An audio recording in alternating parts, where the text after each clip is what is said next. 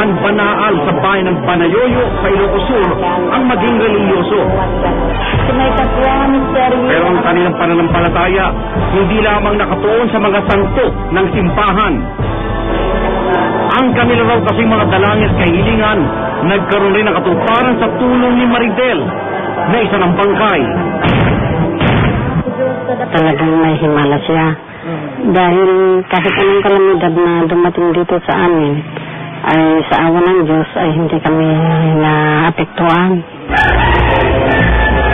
Higit isang taong gulang na mamatay si Maridel sa sakit at pulmonya bronchitis taong 1984. Mula noon, itinuring na nilang milagroso ang bangkay ni Maridel.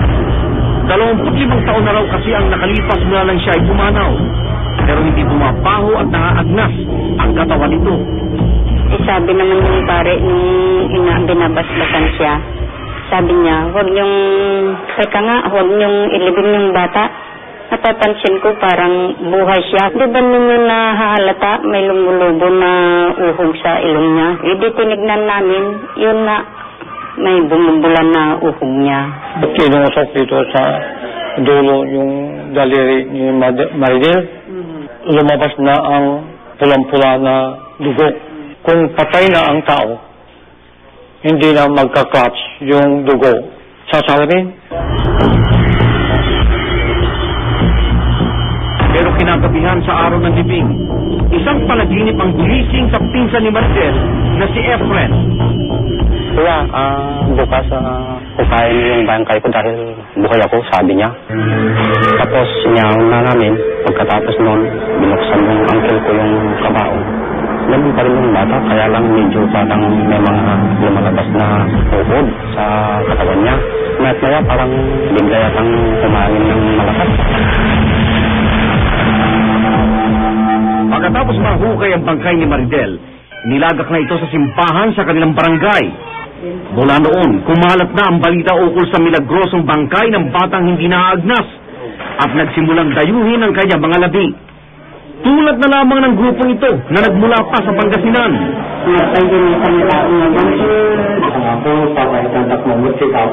Masaya, naniniwala na ako. Ganun pala, talagang mayroong ganun. Medyo natakot na po ako. Dahil ngayon lang po ako nakakita ng ganyan.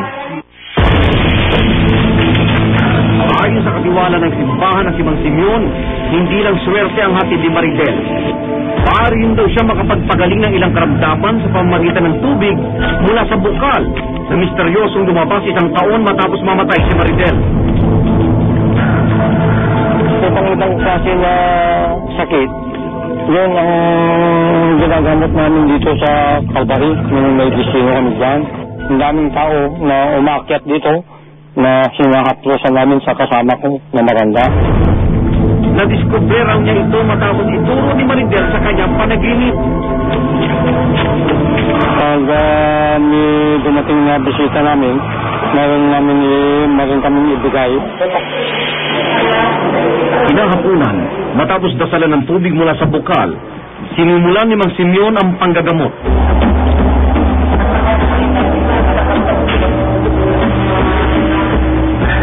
Si Aling Irene, minsan na raw napagaling ng tubig mula sa bukal. Nararamdaman ko napunta ko din sa altar namin yung tubig ko ng mining ko. Sabi ko, awa ng Diyos niyo, kinaumagahan nun. Ay, wala na. Mula noon, nakaugalian na sa kanilang barangay ang pagpapahaplos ng tubig na mula sa bukal at pagrorosaryo tuwing araw ng linggo bilang tanda ng paniniwala kay Maridel. Pero ang mga residente, hindi alintana ang sakit na maaaring makuha mula sa bangkay. Hindi lang kami naniniwala na nakahawa kasi sa tagal-tagal namin dito, kaya naman nagkakasakit na nahawaan sa kanya. Ay, ayaw nilang ilibing itong bata kasi yan ang swerte daw namin dito. Nakasaad sa Sanitation Code of the Philippines, dapat ilibing agad ang isang bangkay sa loob ng 48 oras. Kapag hindi ito na-embalsamo, lalo na kapag communicable disease gaya ng pulmonya at bronchitis ang sanhi ng kamatayan. Dahil maaari itong maipasa sa tao tulad na sa kaso ni Maridel. Maaaring pagmulan ng mga iba't ibang bakterya, okay? Mga fungal elements So pag na-expose ang tao sa isang decomposing cadaver, maaari niyang malanghap, maaari niyang makuha itong mga sakit nito. Maaari na makakuha ng mga respiratory diseases tulad ng tuberculosis at infectious diseases gaya ng cholera, hemorrhagic fever, hepatitis, meningococcemia at AIDS. At mas delikado rin daw kapag hinukay ang bangkay ilang araw pagkatapos itong mamatay dahil nasa stage pa lamang ito ng decomposition process at nagsisimula pa lang ang gas at bacterial formation.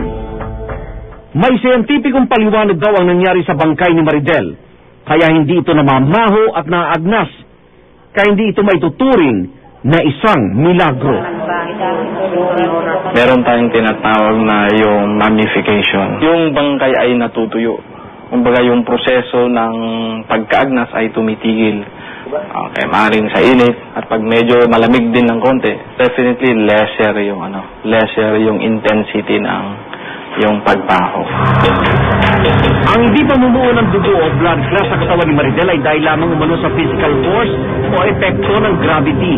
Now, kung yung bangkay ay nakahiga or yung kamay ay yung palm facing down, so definitely yung dugo ay nandun sa area na yon.